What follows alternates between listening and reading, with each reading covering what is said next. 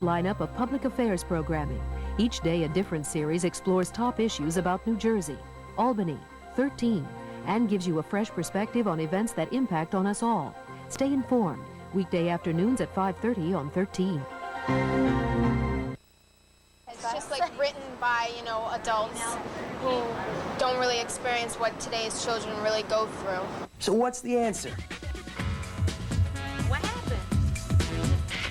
If it's on our minds, it's in the mix. In the mix. 10,000 polar bears. That's right, 10,000 polar bears. But that's not all. Try 200 million birds, give or take a few dozen. Not to mention muskox, lemmings, walruses, reindeer, even bumblebees. And you thought there was nothing much going on in the Arctic. Discover the Arctic frontier as Realms of the Russian Bear continues on Nature. Frosty Fauna and Flora Sunday night at 8.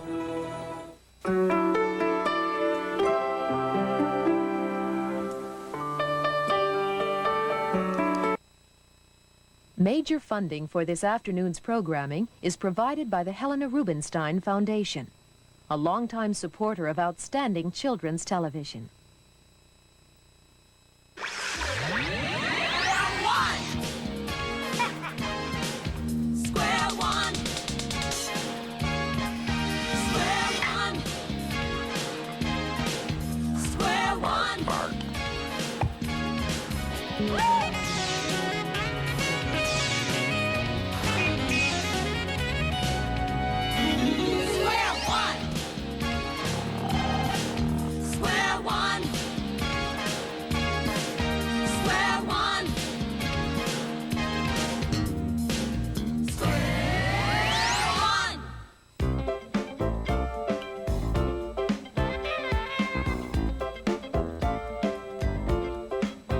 So I said to him, "You're great, but your earlier, funnier films are better." And he walks away from me.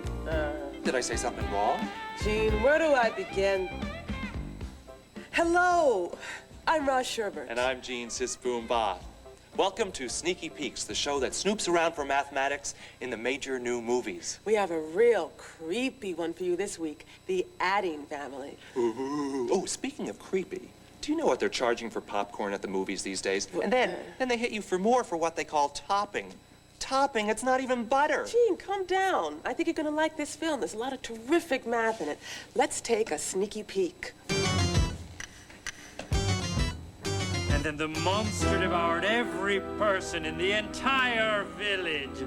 There was not a single survivor. Oh, Lopez, I do so love a happy ending. Me too, Suspicion. What did you think? Something? Good, good. And now, Suspicion Caramia, say it again. Oh, no, Lopez. Oh, pretty please. Oh, all right. Parallelogram. Caramba! Trapezoid. Isosceles triangle. Suspicion, what it does to me when you speak math. Oh, Lopez, please wait. You finished your storytelling hour, but now something has a little number he'd like to perform for us. Wunderbar! Take it away, something!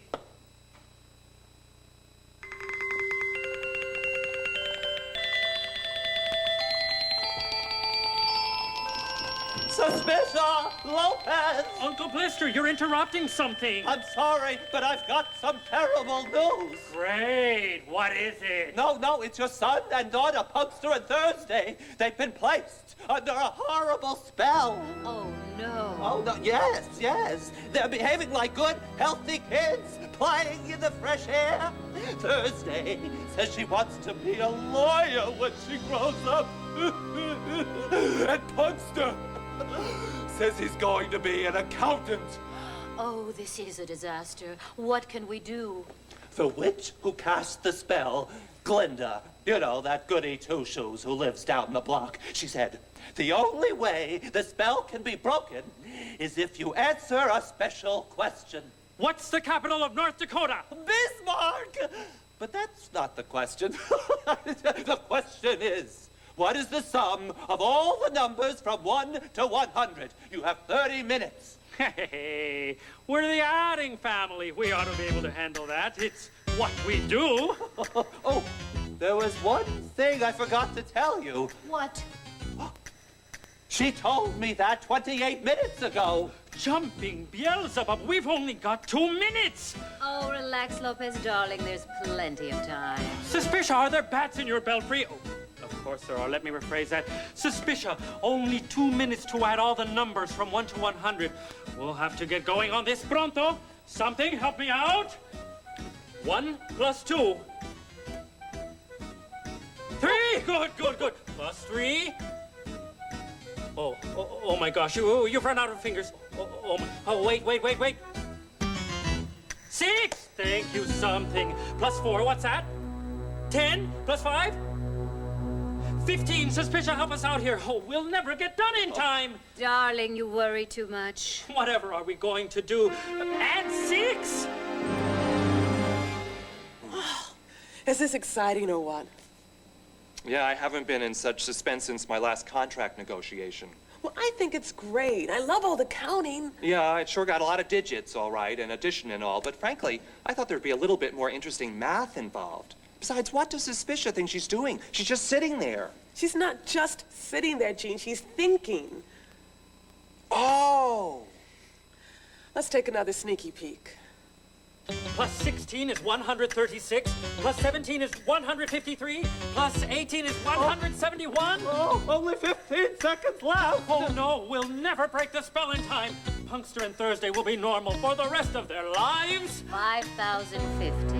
What? 5,050. That's the sum of all the numbers from 1 to 100. The answer to the question.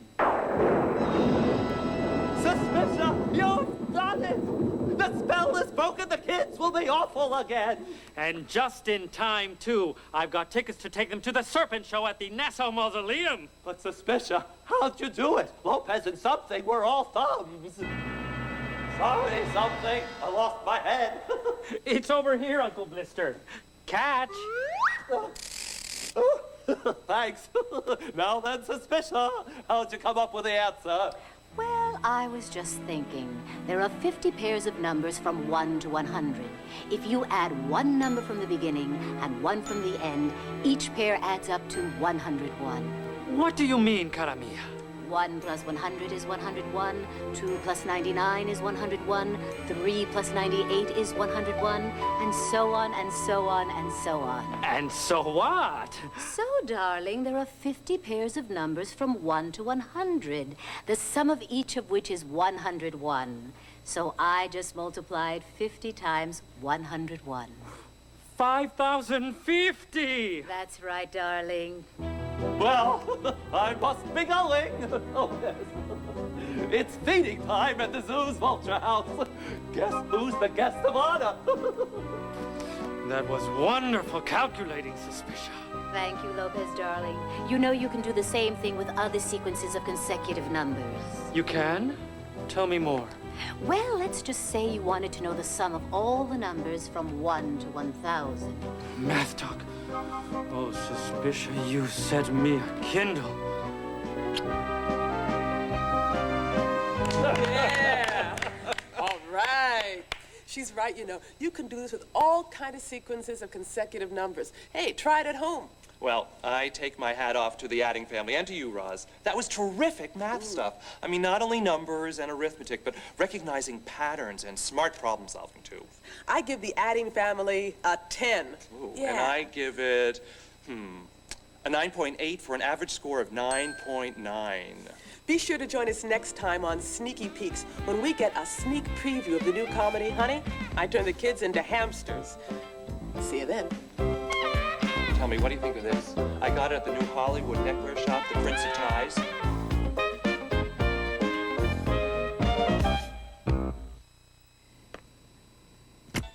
Hello, happy cookers. Today we're gonna make a popover.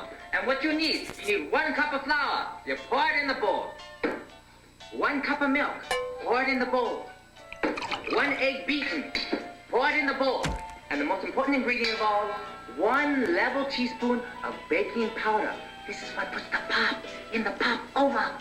Throw it in there, and you mix it all up. Mix, mix, mix. Baking sure is fun, isn't it? Yeah. And then you pour it in the pan. And then we pop over to the oven. And we set it in there for 20 minutes. Short show. And then you pull out and voila! A piping hot pop over. Hey, what happened to your pop over? Did you use that tablespoon instead of the teaspoon again? Oh, yeah. Oh, all right, well, we'll see you next week. Okay. Bye-bye now.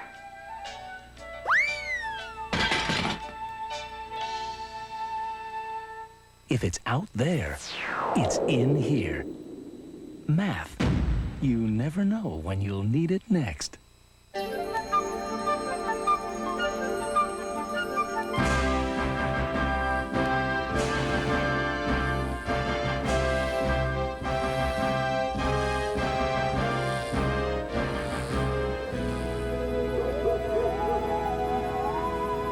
Where's Uncle Wilt? He went away for the weekend. But he left his medicine. Uh-oh, his bad joke suppressor. He took his last dose a couple of hours ago. If he doesn't take another one in about 12 hours, he could be in serious trouble. Yeah, and if he tells the one about the Snedloffer to the wrong crowd, they could lock him up and throw away the Fijor. Find Uncle Wilt! Maybe we should go see if Bob knows where he is.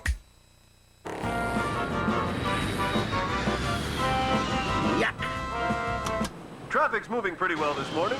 The Milky Way is backed up as usual. There's a disabled Klingon warship in the left lane at the Martian interchange. Otherwise...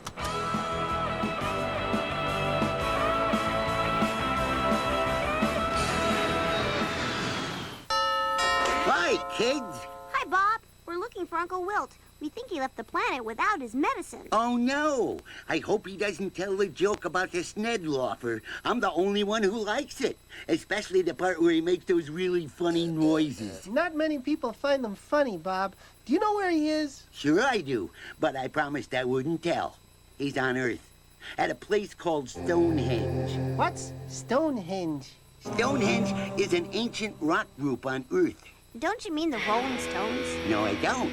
I mean Stonehenge, a huge arrangement of rocks. It's been a holiday destination for neonites for more than 1,000 years. They're really gonna hate his jokes there. If I was you, I'd hurry up. Where on earth is this place? That island with those wonderful little gardens and the really polite people. England? Yes, Japan. Which is it, England or Japan? That's right. Now, hurry with the medicine. So, he's in England or Japan? There's a 50-50 chance either way. Let's flip a Doppler. Heads it's England, tails it's Japan.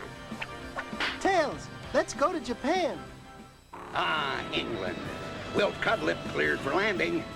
There are many unanswered questions about Stonehenge. Who built it? When and why? Was it a real... Ow, ow, ow, ow.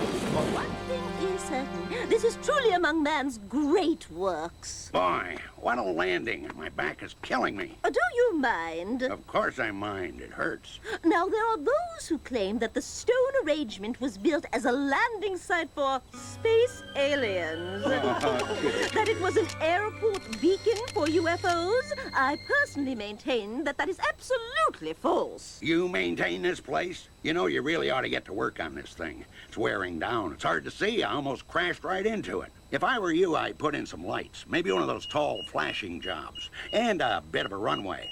I almost flipped her in those gopher holes out in that field. Oh, that reminds me. Don't stop me if you've heard this. 3 gophers get off a bus, see?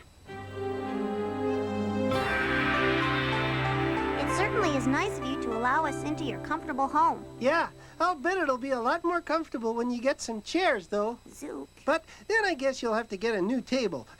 It's always something, huh? You said you had a question. Please, what is it? You got a fork? We're looking for our uncle.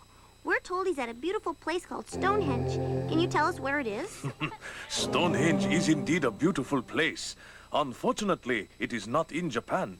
It is in a country very far from here. England. Let's take a look. We're in Japan, and England is... Right here. So to get there, we'll travel across the United States and over the Atlantic Ocean onto England. Boy, it looks like it's on the other side of the planet. It is. But in order to plan your journey, I would suggest you use a more accurate map. Try this globe. Take a close look. It may show you the way. Allison, this is really neat. But we have to figure out how long this trip is going to take and get going. If Wilt doesn't take his bad joke suppressant in 5 hours, he could be put away for life. What if he starts telling his Mr. Spock jokes? We'll do the best we can. We need something to measure with. Here, use this. Thanks. Here's the United States. We flew across it once in 3 hours. On this map, that measures 28 of these little spaces. Centimeters. Centimeters. And the route from here to Stonehenge measures about 88 centimeters. That'll take 9 hours. We can't make it. Wilt's a goner. There may be another way to get there. Another way to get there? Sure. Wait, I see something. What? Another way to get there. Look, we planned on traveling this way, across the United States and up to England. But look at this. We could go over the top, over Siberia, across Scandinavia, and back down to England. Very good. You have found a much shorter route. Allison, you did it. What insight, what brilliance, what flair. We may save Uncle Wilt yet. Maybe. Let's see. This route measures 88 centimeters. And it would have taken 9 hours. And this new route measures 44 centimeters. Then it'll take about 4.5 hours. We can make it with time to spare. Then you can join us for more sushi. Are you gonna cook it this time? No. We better go. How are you going to get all the way to England in 4.5 hours? We'll drive. Thanks for everything. So the Snedloffer looks at the human and his rabbit and goes, "Children." Uncle Wilt, quick, take this medicine. Not now. I'm getting to the best part. They're going to send you up the river. Without a racket. So he goes, "Ah, that's better." I'll say, let's get out of here before the authorities arrive. What's the punchline? The Snedloffer was wearing a 42 long.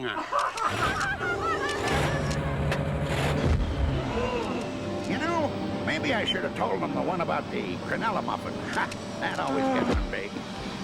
It seems this Crenella muffin was wandering around during a newspaper strike. Well, you can imagine the feeling that... Hey there! It's me again. Here, buddy. Facts head full.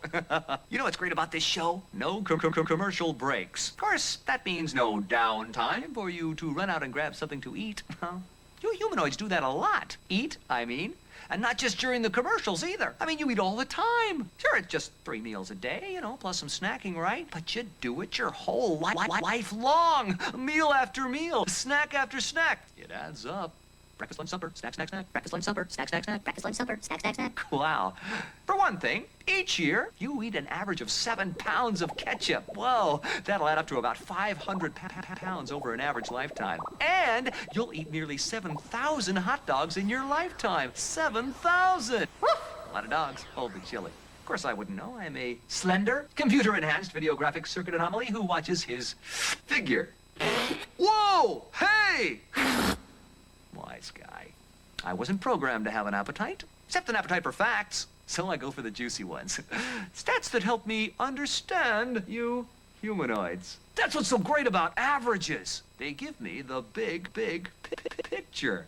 Take donuts. Each American on average eats 63 dozen per year. That's 756 donuts. About 2 donuts a day per person. But wait a finger-licking minute here. Come on, everybody in the country doesn't down 2 donuts a day every day of the year? Junior, no going out to play until you eat your 2 donuts today. Yes, Mama. Chop, chop. That's a good boy. No. We're talking average here. You probably don't scarf down 2 a day every day. But if you eat less, then other people out there have to be eating more. Somebody's packing those sinkers away to bring up the average and make up for the donuts you aren't eating. And pizza! Know how much pizza gets eaten in America on an average day? Enough to cover 90 acres. That's a pizza the size of 68 football fields. Hike, touchdown every day. Hello, Louis Pizzeria. I'd like a sausage pepperoni to go extra cheese. Your 90-acre special, please. Yes, that's right. Delivered to the United States of America. Take a left at Canada. Thank you. Oops, who's gonna pay for it when it gets here? Not me. I'm not hungry. I don't even have an appetite. Except for facts. Yum. Bye-bye, pizza lovers! The story you are about to see is a fib, but it's short. The names are made up, but the problems are real. It was Monday, 9:43 a.m., and New Yorkers, who love to complain about everything, were upset. Things in the city had been going along too smoothly for days, and they were complaining about that. My partner is George Franklin. The captain is Joe Greco. My name is Tuesday. I'm a mathematician.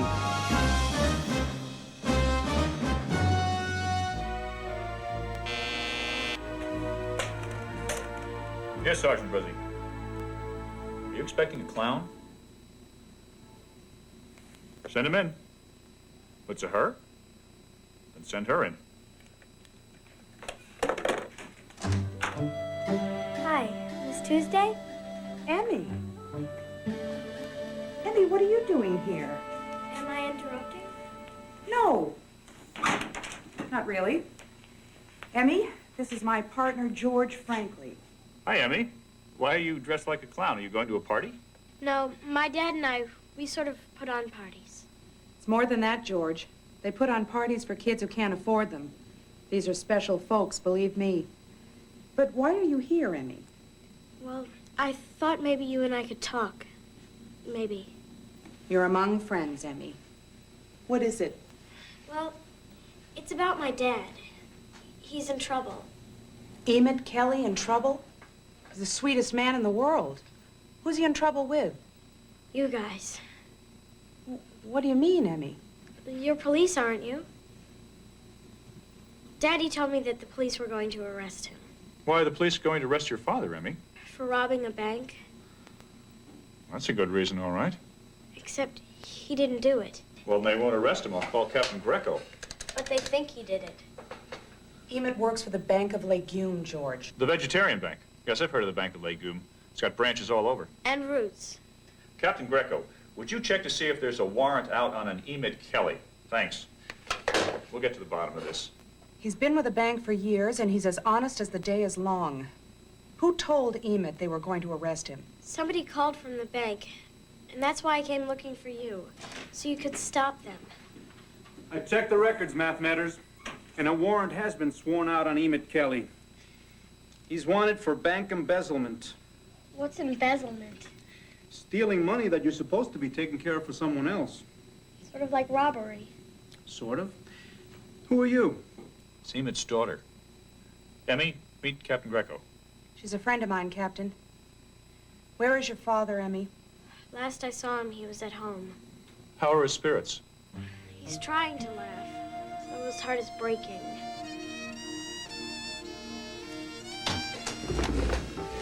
Call him, Emmy. May I see the squeal, Captain?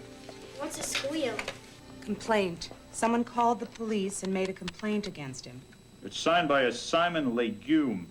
He's the vice president and the regional manager of the bank. No answer. They may have already made the collar. A collar means they may have picked him up, Emmy. George, perhaps we should go talk with Simon Legume. Go home, Emmy. We'll be in touch. Thank you, Miss Tuesday. I knew we could count on you.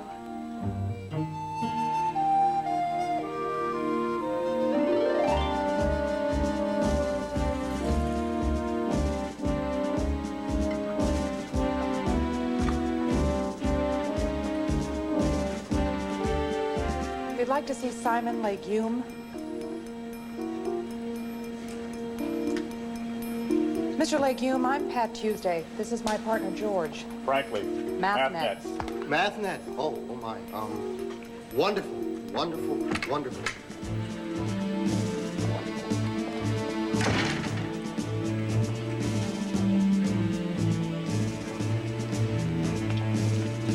Won't you come in? We are in. Perhaps you'd like to come further in. This is fine, sir. Well then, sit. Oh wait, that's 3 sits, and there are only 2 of you. Sit. We'd like to ask you some questions about an employee. One of your employees or one of mine? One of yours. Oh, good. I'm bound to know more about mine than yours. Which one? Emmett Kelly, the one you're accusing of bank robbery. Oh, yes. What a tragedy. Emmett Kelly. He worked for us for years. I love that man. I would trust him with my life, my fortune, with my sacred honor. Really? Well, not anymore, of course. Mr. Legume, when was your bank robbed? Oh, I don't know. That is to say, I do, but I don't. Would you run that by us one more time, Mr. Legume? Well, it wasn't exactly robbery. It was embezzlement. And it happened a little at a time at 5 different branches. You're not making any sense, Mr. Legume. My father used to say that. So he made me a vice president of one of his banks, where it doesn't really matter. Tell us about the robberies, Mr. Legume. They've been going on for the past 5 months. Nothing big, mind you, but it added up, little by little. Aren't banks supposed to reconcile their monies? I don't know. What does that mean? Balance your books, Mr. Legume. Aren't the monies you take in and the monies you give out supposed to balance out? So that's what my father meant. I guess so. Oh, yes. Well, my branches were always pretty close. You said the shortages have been occurring for about 5 months? That's right. We started missing funds, and I watched our employees very closely to see who was stealing money. But I never caught anyone. How closely did you watch them? I searched them every night. But only at this branch. There were 10 other robberies before I started searching them at this branch. When did the robberies become public knowledge? When the amount totaled more than 40,000.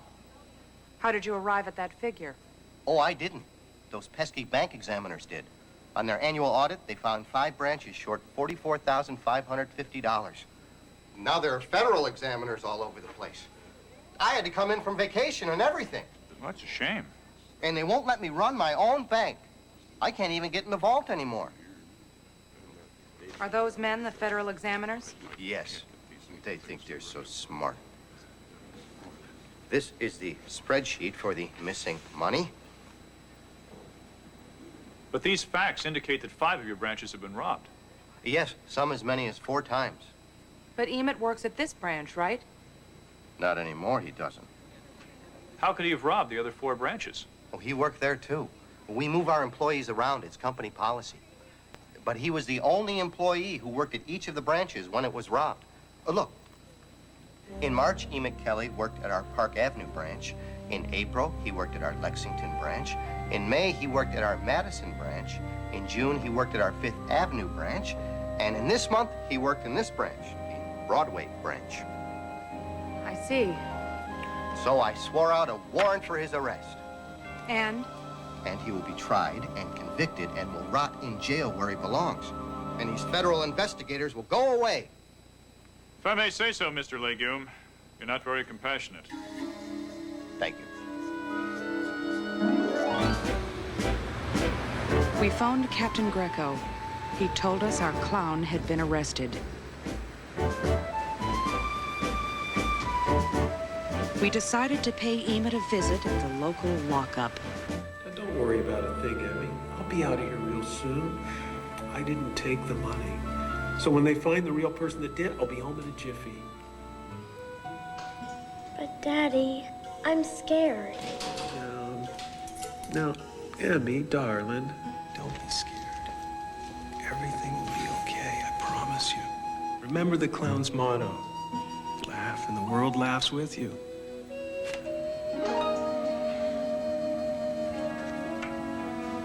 But if you cry alone. But, Daddy... What, darling? I am alone. Sweetheart.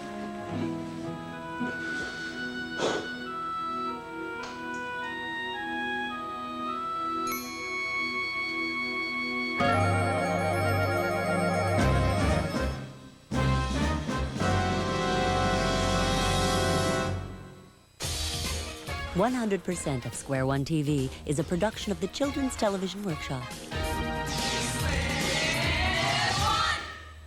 This program was made possible by grants from the National Science Foundation, the Corporation for Public Broadcasting, and by the financial support of viewers like you. Corporate funding of Square One TV is provided by the Intel Corporation Foundation. Intel's technology is the brain power for computers in your life. Intel, the computer inside. This is PBS.